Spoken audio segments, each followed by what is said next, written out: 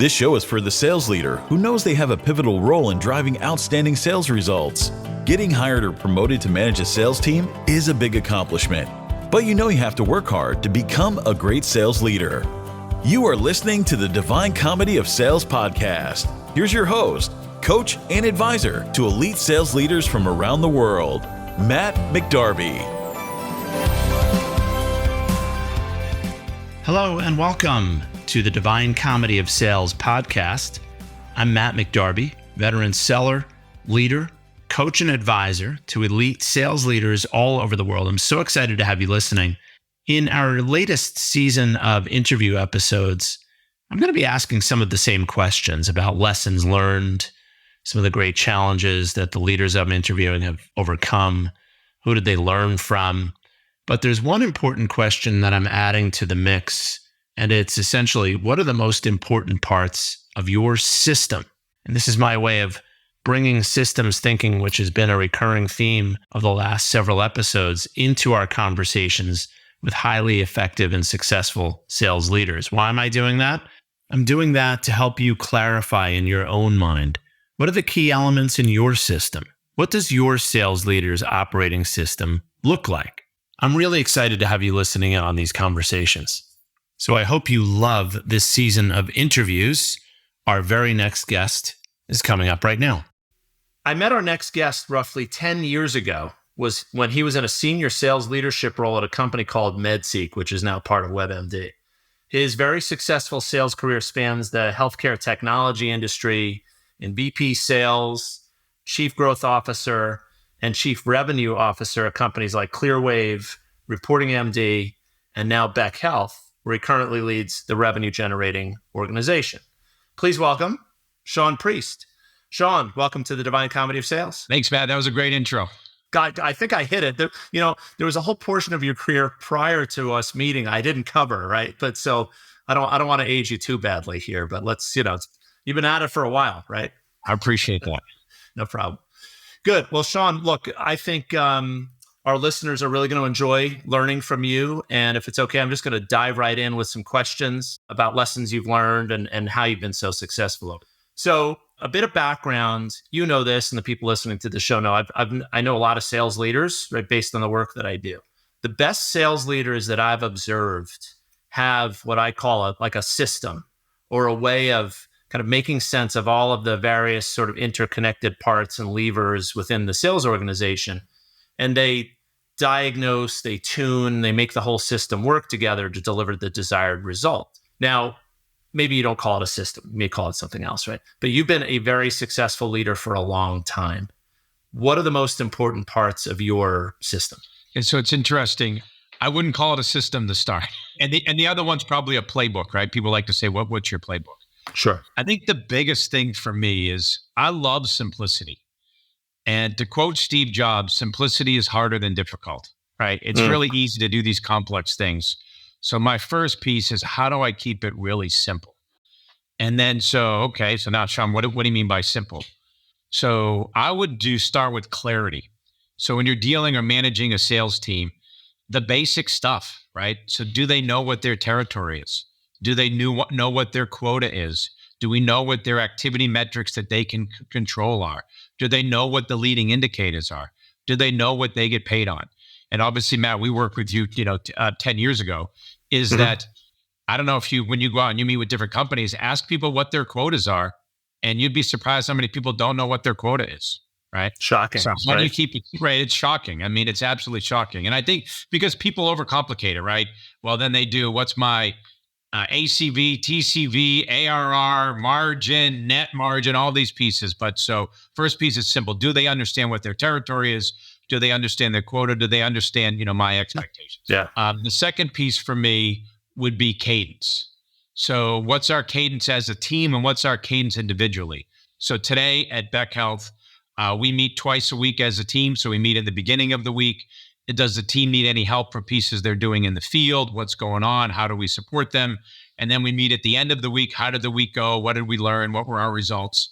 And then during those meetings, we'll intertwine. We're coming out with a new release. Do we need training on the new release? We've got a trade show coming up. We've got to circle the wagons to get ready for the trade show. And then for all of my direct reports, I meet with them weekly. We also have a theme that says clients and prospects first. So it's just good to know that they're going to have a meeting with me every Wednesday. So they know they're going to come up with a list of pieces, because you'll also be surprised that how many top producers get left alone by their manager, right? And no, I'm not surprised. I see it all the time. They're doing the person a favor where they want to know those pieces of God. And I tell the team too, you can move my meeting, but they know those meetings are happening. And then if you have a larger team, then you decide, do I meet with people, non-direct reports once a month, just to get a pulse of what's going on at what's going on at the company. And then the next piece would be the pipeline. I love the pipeline. And then I'll tell a story. I guess my second individual contributor job, I had a French VP of sales, and he would grind me on the pipeline, and I used to drive me crazy. And then when I became a sales manager, I'm like, I can't run the business without a pipeline. I think the pipeline tells me everything. So during my team calls, we'll review if there's anything urgent on deals we need to get done and support. And then on my individual calls, we'll always review the pipeline to see where we are. And then the last piece is celebrate. Sales is so hard. So, it's easy to celebrate the big wins. You win a big enterprise deal, but celebrate the small wins, right? You actually booked an appointment. You did your first demo, right? Celebrate those pieces. You did a reference call. You helped somebody else on a demo. I mean, celebrate, like build that celebration pieces. So it's interesting. Is it a formal system? I probably call it more of the buzzword of a playbook, but I definitely have a strategy. And to circle all the way back to the beginning, simplicity. Yeah. If your system's too complicated, how can your team in the field understand it? Yeah. And that's your thoughts. I mean, any of those things I said surprise you? No, they don't. They don't surprise me because I've seen them at play. I want to ask a question about a couple of them, but I've seen versions of them at play in other people's playbooks / systems, right? So let me ask you about a couple of things. So clarity, cadence, pipeline, and then celebrating, right? Celebrating the wins, not just the big ones, but the small ones. Cadence, I think I'm a fan. I'm a fan of the word. I'm a fan of the concept. Written a book. The first book was about that, right? But there's something that's implied in that, and it was toward the kind of the end of what you said about cadence. Like my team I forget how you said it, but my team comes to expect it. They know we're having it, right?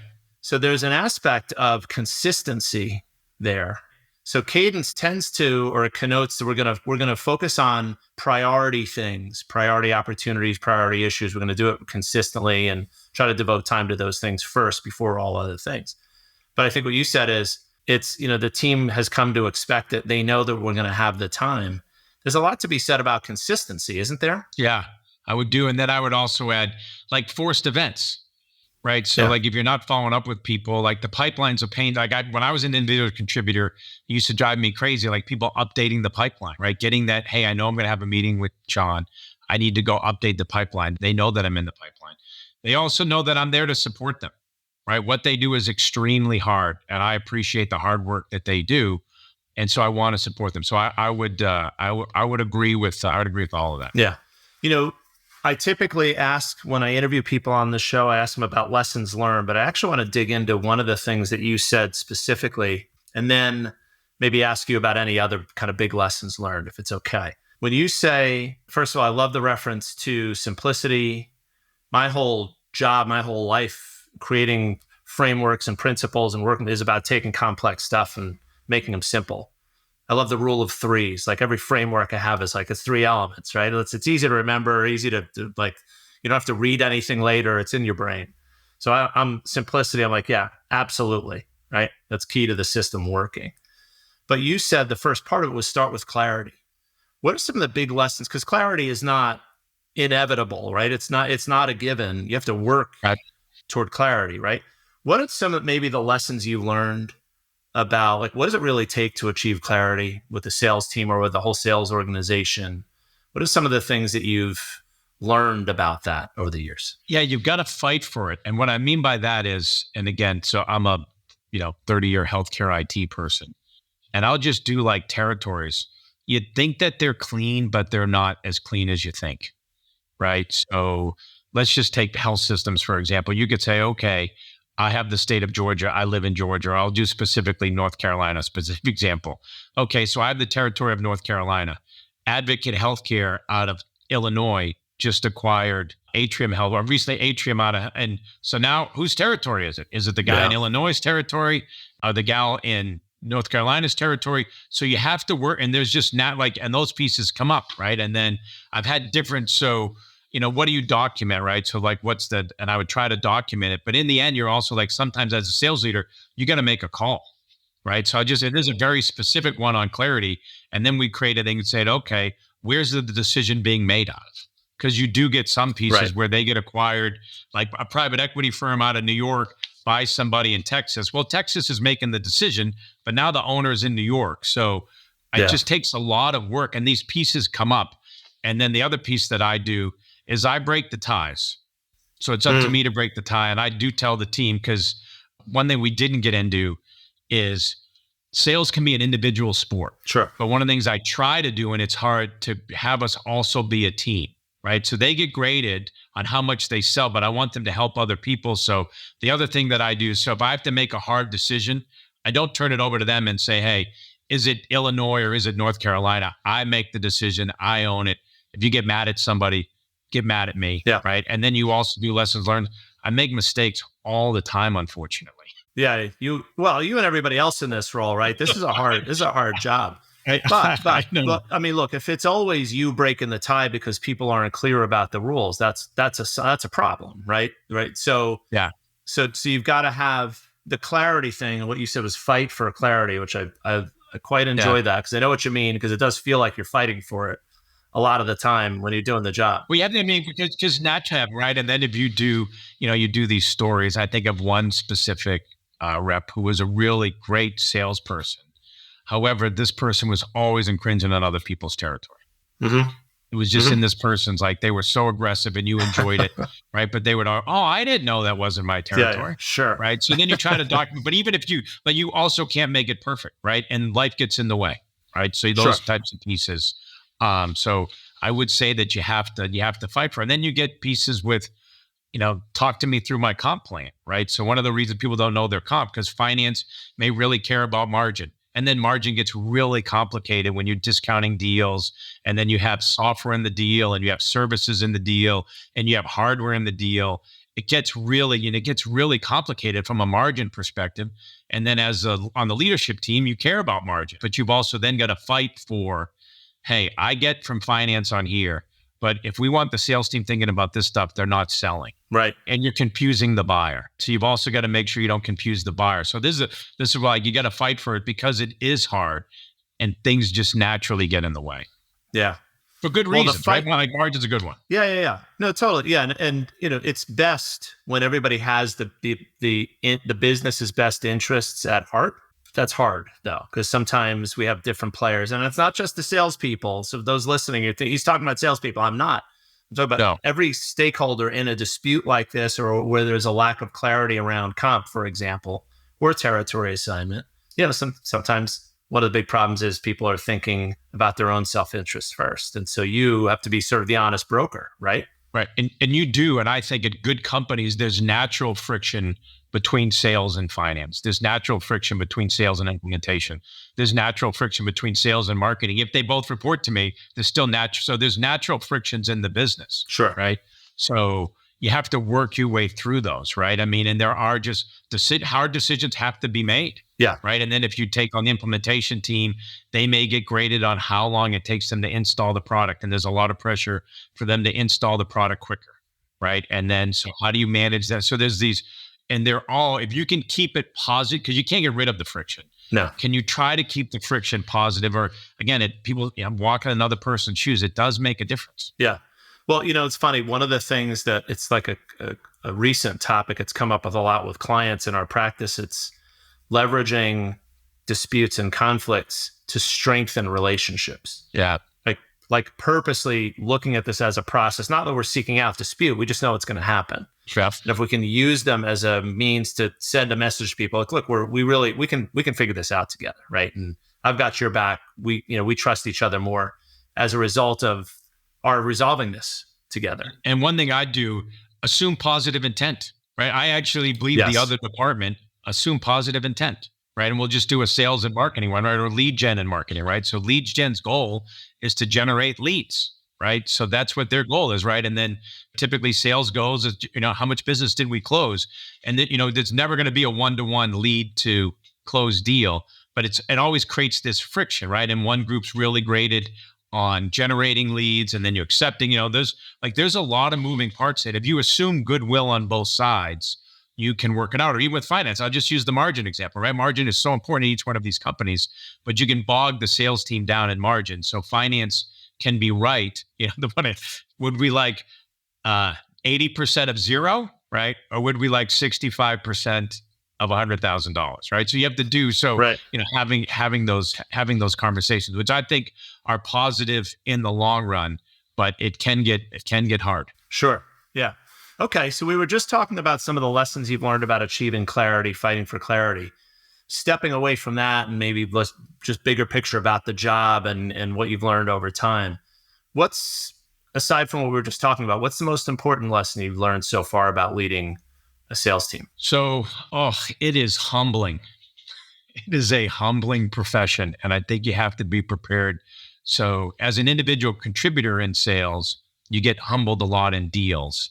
But now when you move your sales leader, you get humbled in more ways, right? So you get humbled with that client turnover. You get humbled with sales team turnover. You get humbled with missing a projection. You get humbled that a deal you sold didn't install. So you get humbled. So you've got to manage the piece being humbled. And then I think the challenging makes the job fun and hard is one of the common things I talk about is art and science, right? So like as a system, I'd say I'm probably more on the art side, right? And I believe like if you're all science, I actually believe you have a great process and you don't win. And if you're all art, I believe you can win, but there's no way art scales, right? True. So then you have to get into how do you balance those things? And that's where you bring your skills as both a manager, a leader, and a sales leader to those pieces, right? And that's that art and science. And then as the sales leader, you do have to work with other departments, right? So if you're working a really big deal and they have an unrealistic timeline in the deal, you have to negotiate it, right? You got to try to get the buyer's timeline to be a little longer, and you've got to get the implementation team's timeline a little shorter than they're comfortable with, right? And there's that like a natural friction, and that's the art and science of working those pieces internally. And again, it's not academic, it's hard, right? Yeah. I mean, it's hard to go do those pieces. So I think that's part of the lessons learned. I mentioned assume goodwill. I think it's a game changer for people. If you assume the other side has positive intent and goodwill, I think that's a big part to it. And then you get into, I'm going to switch a little bit to managing people. And another term I use is hug it and punch it, right? Like when do you hug a sales rep who lost a deal? And when do you punch a sales rep that lost a deal? Right? Yeah. And I mean, like those are like, that's where you get into the nuances and where it's hard to be a sales. And what's your style, right? Are you naturally a hugger? And if you're naturally a hugger, and maybe punching is not appropriate these days, but if you're naturally a hugger, you need to punch a little more, right? And if you're a puncher, you need to hug a little more. And I think if you hug all the time, people stop listening to you. And if you punch all the time, people stop listening to you. And that's what's humbling. That's what it makes it challenging. It's what makes it fun. It's fun to do these. It's fun to do these like things and calls. And even now, like for me, like I'm, chief revenue officer at Beck Health, great company, doing great things, but it's hard. And our CEO, Dave Levin, is great. And Dave says, I want to be solving hard problems with good people, right? So like even this conversation here has me take a pause to look at what I'm doing today. And am I actually following my own mantras of simplicity, right? Am I, am I keeping that cadence with the team, those types of things? Yeah. Yeah. Self-reflection, regular part of the job, right? Driving great sales results is hard. Doing it consistently is even harder. There are so many obstacles that can prevent you from becoming the most effective sales leader you can be. Find practical advice you can apply right away by picking up your copy of Matt's book, The Divine Comedy of Sales, at www.divinecomedyofsales.com. One of the more challenging things is when things aren't going well. and you're reflecting on your own performance or how you're leading, which is kind of getting back to the thing you were saying about this job is humbling. And I've experienced it myself. People can't see the video, but you can see me sort of twitching as you're saying it's humbling. I'm like, yeah, I know what you mean, right? Now so humbling, which leads me to humility, which I share with people is that's a really critical virtue that we need to demonstrate. So there's kind of the two sides of humility. There's the I'm being humbled because of all this tough stuff, right? But then there's the humility, which is the opposite of pridefulness. Yeah. Right. Which is a real driver. It's a wedge, right? And gives people the wrong impression that you're focused on your agenda primarily more than theirs, which is bad for relationships with clients, with your teams, with peers. How does humility, in your opinion, because the job is going to humble you, and yet you're going to have great success. You've got to sort of balance all that and be like, you can't be like, I'm great all the time. How does humility play into your work as a leader? Right. And then when you're humbled, you have to have the fortitude, right? Yes. And then have the confidence to then, grind through it. So, because also, I do get caught up, like when I'm winning and the wind's at my back, I can lose humility. Yeah. Me too. So it's like, when you say that, that's back like reflection of how can I do it? So, I do believe that it's humbling. How do you put other people first, right? And it's easy to say those things, right? It's easy to say to put somebody else first. And then it's also like, well, man, I got to go do this thing and I'm traveling and I'm at the airport and do I need to do this other call, or it's, 5 o'clock, so I do that servant leadership piece. And what's also rolling through when you just said, like, when you're when you're getting humbled, how do you get out of it? And how do you find the piece of being both open to change and then saying, hey, what we do is hard. We're doing the right things. We continue to do these things, good things will happen to us, right? I know if we continue to do the leading indicators, continue to solve business problems, continue to invest in it, right? That it will come around. But when you're in the middle of it, man, it is tough. There's no doubt about it. Sure. I think about my worst days as a leader. Yeah. Frontline manager, or leader of leaders, or either an interim. And there's definitely, and I won't tell you what they are because there's too many, but also I think about those scenarios where I'm like, boy, I really wish I had approached that differently. Every one of them, I didn't slow it down. I didn't think about how I should react. I allowed myself to this is sort of the pridefulness coming to the surface, right? Let me just say what I'm going to say. I'm pissed and I'm going to push back. And, not surprisingly, that doesn't have a good outcome. It doesn't lead to a good outcome. Yeah, it's when you're in the middle of it, do you have the time to take a break? And then also sometimes you're in the middle of these things, right? There's a middle. So, the other piece for those who are looking to get into sales manager and want to become sales managers or newer sales manager, it's a series of 90-day sprints is how I've looked at it, right? Each quarter, at least for me, I've worked at companies traditionally in healthcare IT, we have quarterly goals. Sure. So it's a series of 90-day sprints. And if you're coming up and you're going to miss, right, that has all downstream implications, right? So we're the, revenue leads everything at a company. And I believe that, right? Because we want to make more investments in development. We want to make more investments in human resource, make more investments in, right? To do that, you actually need revenue to go do that. And when you're making that sprint and there's 3 days to go in the quarter and you're working one deal, right? There's so much pressure on that, and you've got to try to balance it. And then as a sales leader, we get back to picking and choosing. What do you absorb that the team doesn't feel, right? And then what do you pass on so the team gets some of it, right? That's a little bit like the hugging and punching. You can't pass it all on them, then you're not doing your job. And if you absorb it all, then you're enabling them, right? So you've got to find this. Again, I think so far it seems like the theme of this call is threading the needle. Yeah, or balance. It's balance, right? Yeah. So, people listening to this will draw the conclusion, rightly so. It's not an easy job. It isn't. Right. And that's why there's not 10 CROs in every company is one. Yep. And it's a unique kind of person that seeks these roles out, right? So I'm going to presume that you're not just a glutton for punishment, but you love this, right? So what do you love most about leading salespeople, leading people in general that you haven't already shared with us? Yeah. So, and if you look at, I guess we all do the Myers-Briggs and all those sell pieces. So I'm a high external. I'm an extrovert. Like I just love being around people. So that stuff's very rewarding for me. And I'll tell a very specific example. So at Beck Health, right? So we're kicking off the year. We just promoted we call them SDR, sales development representative, lead generation, whatever you want to call them. And we just promoted somebody to a quota carrying sales rep. And when I told her about her promotion, she lit up like a Christmas tree. I mean, it's just like, I mean, it was so rewarding. And obviously now she's got to go deliver the number, right? But at that point, it was just so rewarding to go do that. And then I've been doing this a long time. I've also had, there's a gentleman that I helped get into sales. He was doing technical guy first. He now works at a private equity firm and is doing tremendous. There's another guy that worked for me that now works at one of the large insurance company. He has over 1,000 people reporting to him. Right. So you've also, I mean, it's really neat seeing those people grow. And then, with sales, especially people earlier in their career, I mean, people get married, people buy houses. I mean, it's actually, it's a lot. I mean, that's a lot of fun. And then I'm a salesperson at heart. Like I sold lawn services in high school.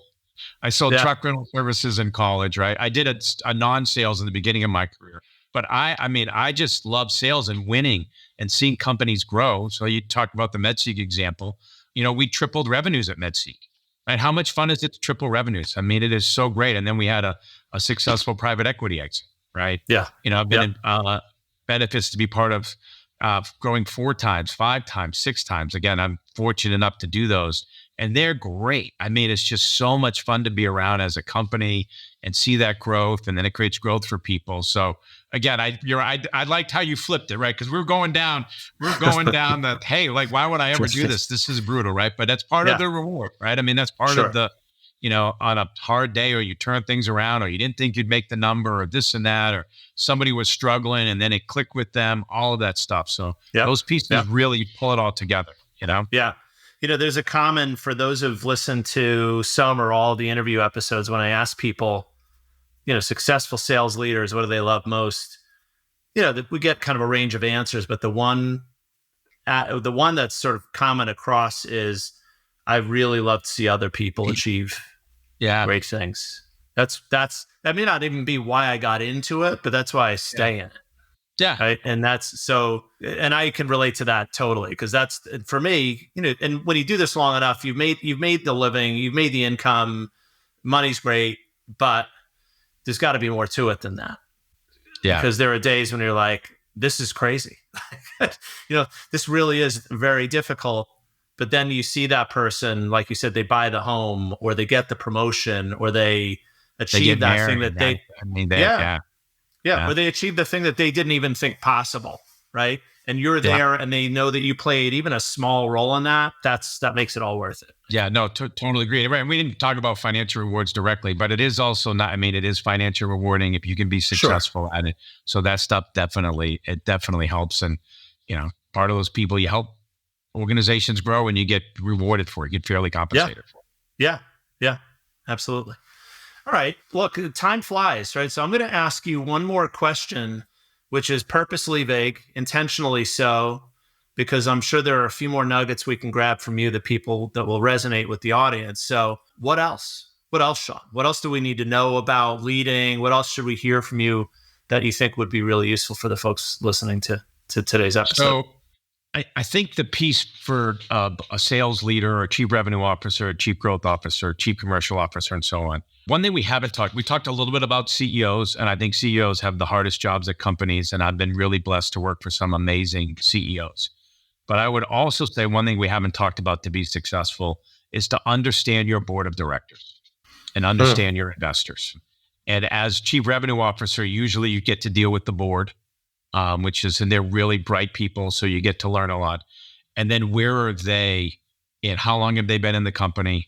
What percentage of ownership do they have in the company, right? How are they looking at it? So Beck Health's board is great. So let me get that out. Let me get that off the table. Noted. We heard you say it.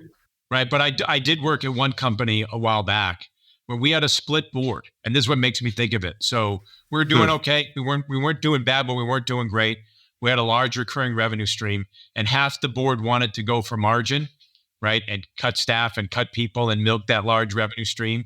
And the other half of the board wanted to take all that money and pour it into sales and marketing and product and grow the business. And we weren't Like we weren't doing either one, right? We weren't growing fast enough for the people that wanted growth, and we weren't making enough money for the people that wanted to make money. And that's where it really stuck out to me. Like as a sales leader, it was hard for me to be successful when the board was not in sync of what we wanted to do. And then we've seen that as an industry, right? In 2021, it was all about growth, right? And then obviously we had the mini crash in 2022. Then it was about margin. Now the market seems to be coming back. But I think as a sales leader or a chief revenue officer, my advice to folks would be just understand your board, understand what percentage of the company have, where they're coming from, because boards are tremendously helpful. They're really smart people. They want you to succeed, right? And then they see the world differently. I guess we're using analogies. I'm inside the pillbox. I can't see the label. I'm thrashing around here every day. Right? And I'm just trying to, where they can actually see the market differently. So that would be my kind of one topic we didn't touch at all that I think can be valuable for sales leaders. Yeah. I guess, for those who are listening who maybe they work for a privately held company, right? That there's maybe an advisory board or it's just ownership. There's a version of understand what those people care about, right? Right. No, agree. And so again, I've had a 30-year career. So I worked for somebody where they owned 100% of it and we didn't have a board. I worked for a publicly traded company where I was chief growth officer, where we did the quarterly calls, where we had, very public board. I've worked for private equity firms. I worked for angels, and each one of them, they have their own, right? As the owners of the company, they have their own initiatives. Obviously, everybody wants the business to be successful. But again, I just used the one because it's kind of clear for me. Like growth first, what do they want, right? I think those pieces. And then how do you help support their initiatives, right? And do they want to buy more companies, right? Do they want a revenue stream, right? Those types of things. I think it's, and I don't think, just to your point, I actually don't think matters what structure, just understand it. Even if somebody owns it all and there's one owner, what do they want to do? On this note, I was just with a client of mine earlier this week, and the conversation was about setting expectations for the sales team, for the sales organization. And a big part of it's what, why, and how, right? What are we trying to achieve? And what are we trying to achieve collectively? What are you specifically trying to achieve in your role? Why is that important to us collectively? Why does it matter to you? It's really hard to answer the why does this matter to all of us if you don't have the understanding of what you're talking about, like. Yeah, and obviously we can keep talking, Matt, for going on, but I would also like your piece when you're setting quotas, when you're setting budgets, right? Those pieces are very important. And like it's hard as a sales leader because I think of how many times when they say, "Oh, Shaun, we want to hire 2 more developers." Oh, why not 2 more developers? You just need to take on another $1 million a quota, right? And then I'm looking around going, I don't see it. Right. I don't see it. So yet, and having, doing those pieces, right. And then at the same time, at some point you're predicting the future and you got to say, okay, all right, I gave my piece. We really need those 2 developers. Now I got to figure out how to go get another $1 million of revenue. Right. So, but like those pieces and understanding that. And I mean, it's part of makes it fun, but it's hard. And, one thing I've learned over time is the hard no today is way better than the messy no that you knew was coming, in 2 months, 3 months, or whatever. Yeah. Been there. Shaun, like you said, we can't talk about this forever. We've reached time. Yeah. I Thank really you appreciate so much. It. It was a lot of fun. Yeah, absolutely. And I know that our audience is really going to love your perspective. I'm going to now take off and give a kind of a quick summary for 3 or 4 minutes and challenge them to think about how can we apply some of the things we just heard from Shaun to your environment. So before I do that, again, Shaun, thank you so much for your time. I really appreciate it. It's been a joy to have you on the show. Thank you very much. I really appreciate it. I want to thank Shaun Priest again. Great guest. I'm so thrilled I was able to, frankly, take advantage of the podcast to reunite with Shaun. It's been a long time since we spoke, and I knew he would have some gems for us to think about. A few things that he said really jump out at me. When I asked him about what are the key elements of your system, Shaun, he said a few things. He talked about clarity, cadence, pipeline, celebrating, and then I think we sort of tacked on, or at least I did, consistency. So he said, start with clarity. And he said a few other things that you've got to fight for clarity. It's really a critical part of his system, how he communicates with others, how he seeks clarity when communicating with them. Cadence, what's our cadence as a team? Let's define those things. Those are really critical parts of our system. He talked about the pipeline, his focus, and how it's so crucial that he understands what's going on intimately had a deep level of detail in the pipeline. And he also mentioned as a key part of his system, celebrating even the small wins, not just the big wins, which we can easily focus on, especially when we're in enterprise, large, complex deals with high visibility. But we also have to celebrate the small wins. Implied in that is we know what those small wins are. Think about that as part of your system. And I asked Shaun as I heard that, what about consistency though, right? These are all good ideas, but how do you maintain consistent focus on those things? Clarity, cadence, pipeline focus, celebrating wins. Isn't it all about being consistent? He said simply, yes, that is the case. We talked about a few other things. I don't know if you pick up Shaun's Boston or his Massachusetts accent. He's talking about natural style, knowing your natural style as a leader. Hugging and punching, as he put it. Right? That's what he engages in as a leader. He said a few other things. One really critical thing about relationships, which really resonated with me, when he said, assume good intent, meaning assume others have good intent. They're not out to get you. You have to assume good intent if you want strong relationships in the business. So based on that important point, I suppose we can add relationships to Shaun's system. And the point of asking Shaun about the key elements in his system is not necessarily so that you can replicate those exactly, but just to help you think about what are the key parts of my system? What are the aspects of the organization, the people, the processes, the tools, the data, all that I might need to diagnose and tune to drive the kind of performance we need in this business. Shaun is a great leader and a great practitioner. In our next episode, I'm going to be speaking with another fantastic sales leader, and I will be asking that leader questions about her system. What are the lessons that we can learn from her? And how can we tune our system to drive the sort of performance that she has for the last 19 years as a leader, incidentally, now leading thousands of salespeople. I hope you will join us. You're going to love that episode. In the meantime, this is Matt McDarby, host and author of The Divine Comedy of Sales. Thank you so much for joining. Bye-bye for now.